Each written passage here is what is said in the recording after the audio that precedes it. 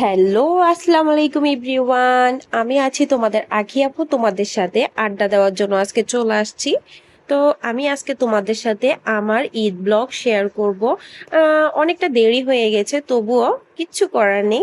তোমরা এটাই একটু দেখে নিও প্লিজ, দয়া করে।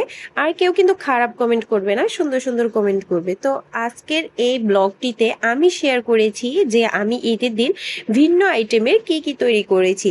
সবাই তো ঈদের দিন টুকিটাকি সেমাই, তারপর হচ্ছে খিচুড়ি কিংবা বিরিয়ানি এগুলো তৈরি করে। তো আমি কি কি তৈরি করেছি এক্সট্রা ভাবে সেটাই শেয়ার করতেছি। সেমাই, তারপর হচ্ছে বিভিন্ন রকমের ডেজার্ট, তোমরা তো ওগুলো দেখতেই পারছো, সবাই এগুলো তৈরি করে। তো আজকে আমি করেছি হচ্ছে পুডিং। তো তার জন্য প্রথমেই আমি রেডি হয়ে তারপরে হচ্ছে পুডিং তৈরি করার জন্য চলে আসছি। এখানে আমি ডিম নিয়ে নিয়েছি 6টা, তারপরে হচ্ছে দুধ নিয়ে নিয়েছি পরিমাণ মতো, মানে যতটুকু লাগে। এখানে আমি 6টা ডিমের জন্য কিন্তু আহ কি বলবো, 1/2 কেজি আরো হচ্ছে 1 পোয়া, মানে হচ্ছে আধা 1 কেজিরও কম। তো তোমরা এই পরিমাপে করে নেবে, মানে আধা 1 কেজি 1/2 লিটার দুধের জন্য কিন্তু তোমরা 4টা ডিম নিয়ে নিবে, তাহলেই কিন্তু সুন্দর হয়। তো যেহেতু আমি 6টা ডিম নিয়েছি, তার জন্য আমি আরো 1 পা দুধ এক্সট্রা করে নিয়েছি।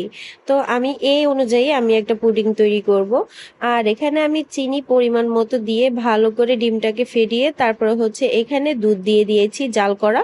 তারপরে আমি এটাতে দিয়ে দিয়েছি পরিমাণ মতো ভ্যানিলা এসেন্স, যাতে ডিমের বাড়তি গন্ধটা না থাকে। তো আসলে পুরোপুরিভাবে সবকিছু তার শেয়ার করতে পারবো না, যতটুকু শেয়ার করেছি অতটুকুই তোমরা দেখে নাও। এই যে এখন আমি এখানে ভ্যানিলা এসেন্স দিয়ে দিয়েছি। তো আসলে সবকিছু বলার কিছুই নেই, তোমরা দেখে বুঝতে পারছো।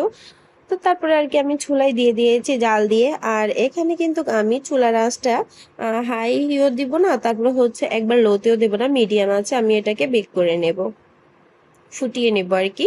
এখানে কিন্তু পানি দেওয়া আছে, গরম পানি। তো এ আর কি। তোমরা ঈদের দিন কে কে কোথায় কোথায় ঘুরতে গেছো আর কি কি খেয়েছো সেটা অবশ্যই কমেন্ট করবে। আর এখানে আমি করেছি হচ্ছে জর্দা সেমাই। তোমাকে এটাকে কেউ চেনো? এটা কিন্তু আমার অনেক পছন্দের একটা সেমাই, মানে কি বলবো, আমার এত পরিমাণে ভালো লাগে, এটা দেখলেই আমার যেন জিভে জল চলে আসে। আমি জানো ঈদের সময় সব সময় নিজের বাসায় যতই রান্না হোক না কেন, কোথাও গেলে আমি শুধুমাত্র সেমাইটার দিকে আমার চোখ যায়, মানে সেমাই আমার এত পরিমাণে পছন্দের। তো এটা তৈরি করার জন্য আমি গুঁড়ো দুধ, নারিকেল, তারপর হচ্ছে গরম মশলা, ঘি দিয়ে তারপরে হচ্ছে এটাকে প্রস্তুত করেছি। আর চিনি তো অবশ্যই আছে। প্রথমে আমি ঘিতে সেমাইগুলোকে ভালো করে ভেজে নিয়েছি। আর সবকিছু দেওয়ার শেষে আমি গুঁড়ো দুধ আর হচ্ছে নারিকেল ছিটিয়ে দিয়েছি। তো তারপরে নামিয়ে নিয়েছি, দেখো কতটা ঝরঝর হয়েছে। আর এইদিকে আমার মেয়ে দেখো একটা রিলস ট্রাই করেছে, মানে হ্যাকস করেছে। এটা ওই কিছুদিন আগে এটা ভাইরাল ছিল, হাতে মুট করে ক্যামেরার সামনে ধরে তারপরে হচ্ছে রিভিল করে। আর এইদিকে ওর সাথে দুষ্টুমি করতে করতে দেখো আমার পুডিংটা হয়ে গিয়েছিল। তারপরে এটাকে আমি ফ্রিজিং করে রেখে দিয়েছি ঠান্ডা হওয়ার জন্য, ফ্রিজ থেকে নামিয়ে তারপর হচ্ছে সাইড থেকে কেটে নিয়েছি।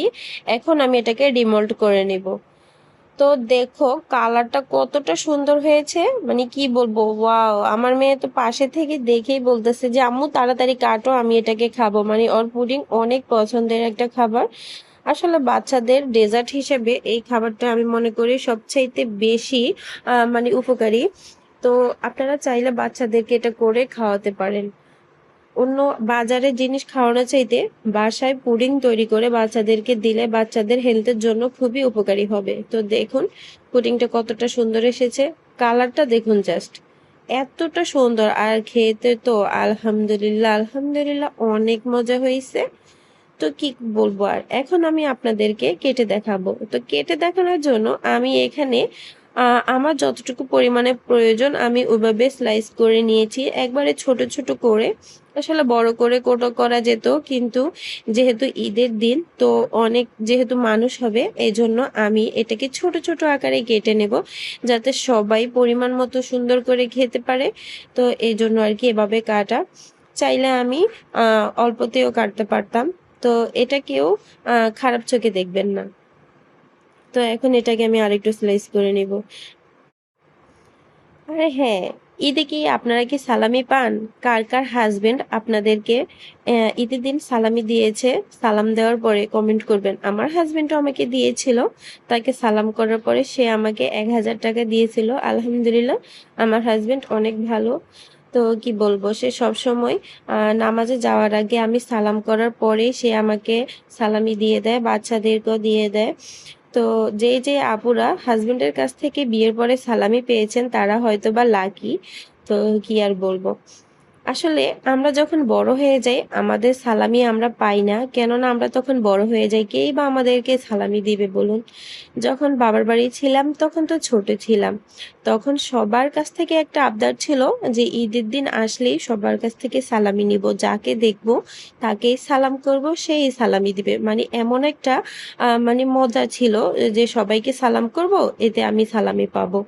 আর এখন তো বড় হয়ে গেছি, এখন আর সেই সালামিটা পাই না, উল্টো আরো নিজেকেই দিতে হয়। তো কি বলবো, বাবার কাছ থেকে মেয়ে যখন সালামি নিয়েছে তখন আমার কাছে এসে বলতেছে, আম্মু তুমি আমাকে সালামি দাও। তখন আমি তখন আমি বললাম যে তোমার বাবার টাকাই তো আমার টাকা, বাবা দিয়েছে আমারও দিতে হবে। তখন বাচ্চা হেসে বলল, হ্যাঁ দিবে না কেন, তোমার টাকা তোমার, বাবারটা বাবার। তারপরে কি আর বলবো, মেয়ে যখন বলেছে তখন তো দিতেই হয়, তাই না? তারপরে মেয়েকেও সালামি দিয়েছি আর আমার ছেলেকেও। তো তারপরে পুডিং শেষ হওয়ার পরে আমি এদিকে চলে আসলাম আরেকটা জিনিস তৈরি করার জন্য। এটা হচ্ছে নুডলসের পিৎজা। কখনো কি কেউ তৈরি করে খেয়েছেন? আপনারা যদি চান আমি এইটার পুরো ভিডিও আপনাদের সাথে শেয়ার করতে পারি। হ্যাঁ, তবেই করব যখন আপনারা আমাকে কমেন্টে করবেন যে আপু আমাকে নুডলসের পিৎজাটা কিভাবে তৈরি করেছো ওইটা একটু আমাদেরকে শেয়ার করো, তারপরে আমি আপনাদের জন্য এই রেসিপিটা নিয়ে আসব। আর এটা কিন্তু আনকমন একবারে, আমি তৈরি করেছি, আর কেউ করেছে কিনা আমি দেখিনি, কারণ আমি কারো ভিডিও দেখে এটা তৈরি করিনি, নিজেই নিজের মন থেকেই তৈরি করেছি এই রেসিপিটা। তো এই যে দেখুন এটার ফাইনাল লুক, নিচে কিন্তু ডিম দেওয়া হয়েছিল আর উপরে হচ্ছে নুডলস আর হচ্ছে মশলাগুলো। তো কেমন হয়েছে বলবেন কমেন্টে। আর তারপরে আমি চলে আসলাম কেক তৈরি করার জন্য। এটা কিন্তু কেক আমি এখন তৈরি করিনি, এটা আমি অনেক আগেই তৈরি করেছি, জাস্ট ফ্রিজিং করে রেখে দিয়েছি, রাত্রেই তৈরি করেছি, যেহেতু জানি ঈদের দিন করলে আর খাওয়া যাবে না, তো আগের দিন করে রেখেছি যাতে একটু ফ্রিজিং করে রাখা যায়, তাহলে খেতেও ভালো লাগবে। কেক তো আর গরম গরম খাওয়া যায় না, আর টেস্টও পাওয়া যায় না, তো এই জন্য আমি আগেই তৈরি করে রেখে দিয়েছি একটা চকলেট কেক।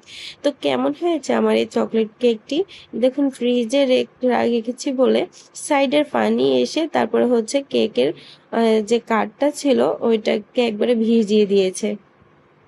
তো আমার কেকটির ফাইনাল লুক কেমন হয়েছে সবাই কমেন্ট করবেন। হ্যাঁ, আমি কিন্তু পারদর্শী না, তবে টুকিটাকি বানাতে জানি। তারপরে বিকেলবেলা একটু হাজবেন্ডকে নিয়ে ঘুরতে বের হলাম। আর এইদিকে রাত্রেবেলা আমার ছেলে দেখুন হেডফোন দিয়ে তারপরে হচ্ছে সে গান শুনতেছে।